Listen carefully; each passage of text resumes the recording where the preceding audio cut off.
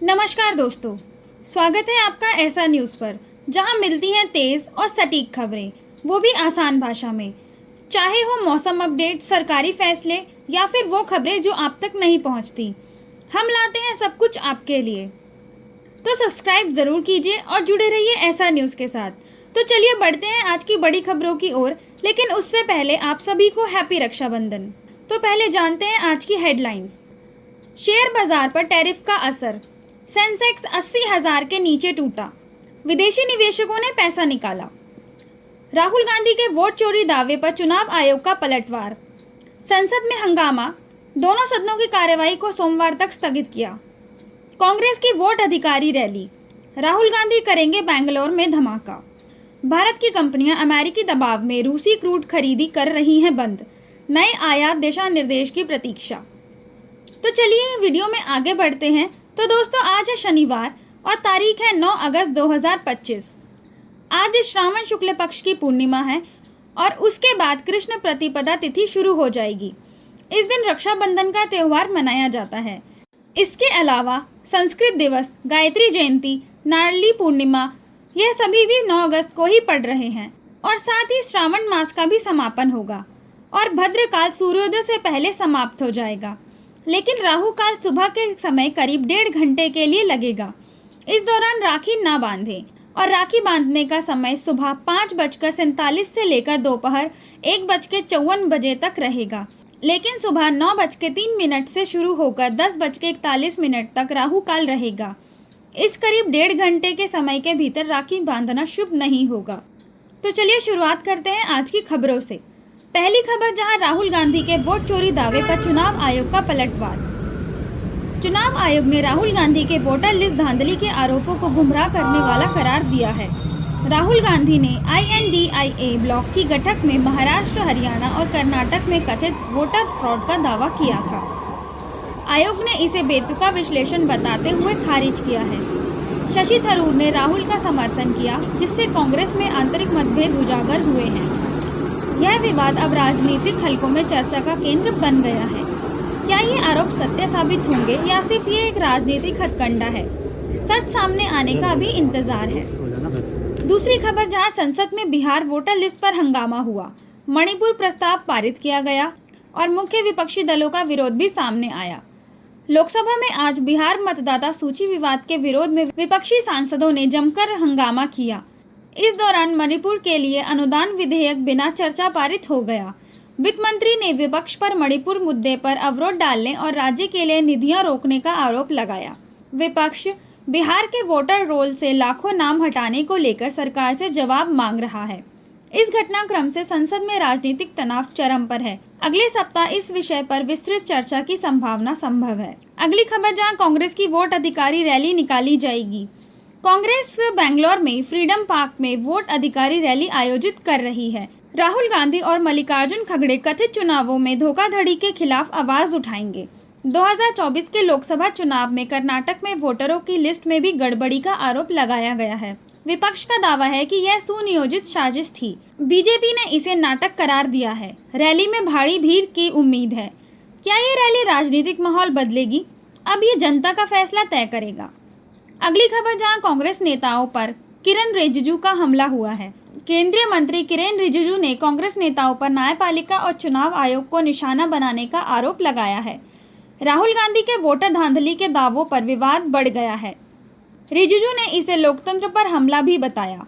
कांग्रेस ने पलटवार करते हुए सरकार पर दबाव की रणनीति का आरोप लगाया। क्या ये विवाद और गहराएगा? देश की नजरें इसी टकराव पर टिकी हैं। अगली खबर, जहां तेलंगाना में फोन टैपिंग कांड हुआ है।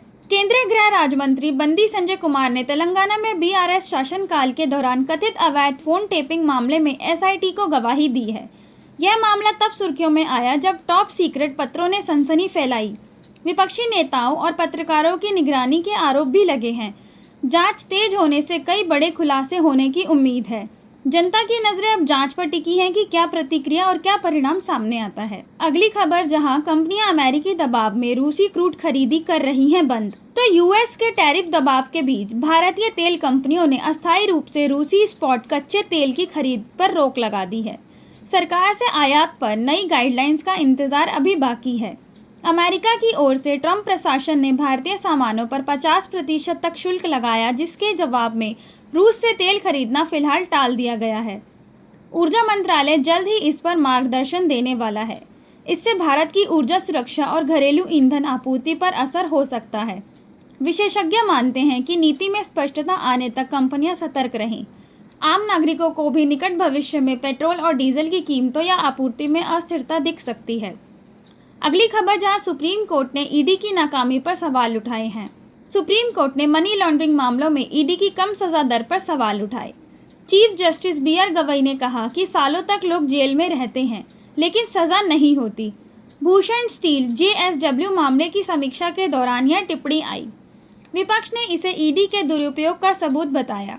क्या ईडी की कार्यशैली बदलेगी? यह सवाल अब चर्चा में है। INDIA गठबंधन का बड़ा फैसला सामने आया है। INDIA गठबंधन ने उपराष्ट्रपति चुनाव में उम्मीदवार उतारने का फैसला किया है। भले ही जीत के लिए पर्याप्त संख्या न हो, लेकिन 9 सितंबर को होने वाले चुनाव में गठबंधन अपनी ताकत दिखाएगा। राहुल गांधी ने इसे लोकतंत्र की रक्षा का कदम भी बताया है। बीजेपी ने इसे निरर्थक करार दिया है। अब इस कदम से राजनीतिक गलियारों में हलचल तेज हो गई है। अगली खबर, जहां हनुमंतपुरा में 20 मोरों की रहस्यमयी मौत हुई है। कर्नाटक के हनुमंतपुरा गांव में 2 अगस्त की सुबह एक दर्दनाक घटना ने सबको हिलाकर रख दिया। केरेकोडी झरने के पास खेतों में लगभग 20 मोर मृत पाए गए। ये खूबसूरत पक्षी, जो पक्षी प्रेमियों और फोटोग्राफर को आकर्षण का केंद्र हैं, बिखरे हुए मिले। ग्रामीणों का कहना है कि यह मंजर दिल दहला देने वाला था। उनके रंग बिरंगे पंख हवा में लहरा रहे थे, पर उनकी मधुर आवाज हमेशा के लिए खामोश हो गई। वन विभाग ने जांच शुरू कर दी है। संदेह है कि जहर युक्त बीजों से इनकी मौत हुई है। फोरेंसिक जांच के परिणामों का अभी इंतजार है। अगली खबर, जहां शेयर बाजार पर टैरिफ का असर दिखा है। अमेरिकी टैरिफ के खतरे और विदेशी फंड के भारी निकासी के चलते भारतीय शेयर बाजार में आज बड़ी गिरावट आई है। सेंसेक्स 80,000 के नीचे बंद हुआ। मार्केट एक्सपर्ट्स का मानना है कि नीतिगत अनिश्चितता और वैश्विक परिस्थितियों का सीधा असर शेयर बाजार पर दिखा। निवेशकों को अगले कुछ दिनों में सावधानी से फैसले लेने की सलाह दी गई है। यह उतार चढ़ाव भारतीय बाजार की अस्थिरता को दर्शाता है। अगली खबर, जहां दिल्ली सरकार का आईफोन आईपैड विवाद है। दिल्ली सरकार ने 70 विधायकों को आईफोन 16 प्रो और आईपैड बांटकर नया विवाद खड़ा किया है। नेशनल ई विधान एप्लीकेशन के तहत पेपरलेस विधानसभा की पहल के नाम पर यह कदम उठाया गया, लेकिन जनता ने इसे टैक्स के पैसे की बर्बादी बताया। सोशल मीडिया पर गुस्सा फूट रहा है। यूजर्स पूछ रहे हैं कि 43 लाख रुपए से ज्यादा खर्च कर विदेशी फोन क्यों लाए गए। मेक इन इंडिया की बात करने वाली सरकार पर अब ये सवाल उठाए जा रहे हैं। क्या यह डिजिटल बहाना जनता के पैसे का दुरुपयोग नहीं है? दिल्ली सरकार चुप है, लेकिन जनता का गुस्सा देखते ही बनता है। वीडियो में आगे बढ़ते हुए चलते हैं अंतर्राष्ट्रीय खबरों की ओर, जहां ट्रंप ने टैरिफ हटाने की चेतावनी दी है। अमेरिकी राष्ट्रपति डोनाल्ड ट्रंप ने अपने व्यापार टैरिफ को शेयर बाजार की रिकॉर्ड वृद्धि और सरकारी राजस्व में वृद्धि का कारण बताया। उन्होंने चेतावनी दी कि यदि अदालतें इस नीति को पलट देती हैं तो 1929 जैसी महामंदी आ सकती है।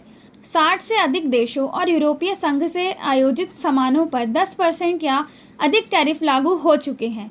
भारत पर रूसी तेल खरीद के कारण 25% अतिरिक्त शुल्क लगा, जिससे कुल टैरिफ 50% हो चुका है। ट्रंप ने दावा किया है कि टैरिफ अमेरिका की संपत्ति और शक्ति के लिए ज़रूरी है और अर्थव्यवस्था अभूतपूर्व वृद्धि की ओर है। अगली खबर, जहां गाजा में इजराइल का बड़ा ऐलान किया गया है। इजराइल ने गाजा सिटी पर पूर्ण सैन्य कब्जे की योजना को मंजूरी दी है। पीएम नेतन्याहू ने कहा कि हमास को पूरी तरह से खत्म करना लक्ष्य है। संयुक्त राष्ट्र ने इसे गाजा के अस्पतालों पर सबसे भयावह हमला बताया। अंतर्राष्ट्रीय समुदाय ने युद्ध समाप्त करने की मांग की है। क्या ये कदम शांति की उम्मीदों को तोड़ेगा? गाजा के लोगों की पीड़ा बढ़ती जा रही है। अगली खबर, जहां रूस यूक्रेन युद्ध का एक नया मोड़ सामने आया है। रूस और यूक्रेन के बीच जारी संघर्ष के बीच अमेरिका ने आज रूस की कई तेल कंपनियों और बैंकों पर प्रतिबंध लागू किए। अमेरिकी प्रशासन ने रूस के शैडो फ्लीट और सैन्य आयात पर सख्ती बढ़ाई है। माना जा रहा है कि इससे रूस और नाटो के बीच तनाव और ज़्यादा बढ़ सकता है। रूस ने अमेरिका को जवाबी कार्रवाई की चेतावनी दी है।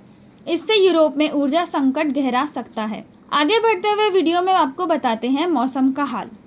तो उत्तर प्रदेश और बिहार में बाढ़ का कहर है। देश के कई मैदानी और पहाड़ी इलाकों में मानसून ने तबाही मचा रखी है।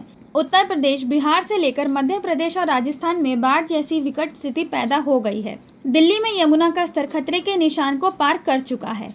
मौसम विभाग ने कई राज्यों में फिर से आफत की बारिश का अलर्ट जारी किया है। मानसून पवन बंगाल की खाड़ी से नमी लेकर आ रही है, जिससे तेज बारिश हो रही है। कई जिलों में स्कूल कॉलेज बंद कर दिए गए हैं। प्रशासन ने राहत शिविर लगाए हैं और बचाव दल तैनात किए गए हैं। आने वाले दिनों में भारी वर्षा की चेतावनी भी दी गई है। अगली खबर लखनऊ से, जहां भारी बारिश से स्कूल बंद कर दिए गए हैं। लखनऊ और यूपी के कई जिलों में भारी बारिश का रेड अलर्ट जारी किया गया है। डीएम ने कक्षा 8 तक के सभी स्कूल बंद करने का आदेश दिया है। सड़कों पर जल भराव और ट्रैफिक जाम से लोग परेशान हैं। मौसम विभाग ने अगले 48 घंटों तक बारिश की चेतावनी दी है। प्रशासन ने लोगों से सावधानी बरतने की अपील की है। शहरवासियों की हिम्मत अब जवाब भी दे रही है। तो दोस्तों, ये थी आज की सबसे बड़ी और सबसे अहम खबरें। आपको सबसे ज़्यादा कौन सी खबर पसंद आई, हमें कमेंट करके ज़रूर बताइए। और आगे नई खबरों को जानने के लिए जुड़े रहिए ऐसा न्यूज़ के साथ। अगर आपको वीडियो पसंद आया हो तो वीडियो को लाइक करें, चैनल को सब्सक्राइब करें और बेल आइकन दबाना ना भूलें, ताकि ऐसा न्यूज़ की अगली ब्रेकिंग न्यूज़ आपको सबसे पहले मिल सके। ऐसा न्यूज़ के साथ बने रहने के लिए धन्यवाद। आपका समय शुभ रहे।